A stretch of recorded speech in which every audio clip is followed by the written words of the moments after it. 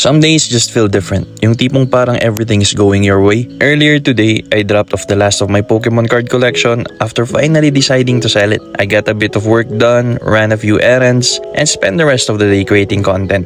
Habang gumagawa ko ng content, nagutom na rin ako. So I opened Grab and ordered from this newly opened local spot called Cafe Marie. Magpapahinga muna ako. Medyo napagod tayo sa errands natin today. Nung dumating yung order ko, nagkwentuhan muna kami ni Kuya Ryder. He mentioned nakakalabas lang niya at mag-start pa lang siya sa kanyang deliveries this afternoon. And as a small way of saying thank you and giving back a little, the order I placed was actually for him. Pero syempre, nagpasabay na rin ako ng aking kape. Kakalabas lang daw ni Kuya, so probably night shift siya ngayon. Babanat daw yan hanggang tier 5. Abangan nyo na lang pag may nag-deliver na orange na motor, tipan nyo ng 1,000. Don't forget to tip your riders kasi kahit umuulan, umaaraw, andyan sila. Kahit nga bumabagyo, bumabiyahe ng mga yan for you guys. So again, don't forget to tip your riders. You guys have a good one.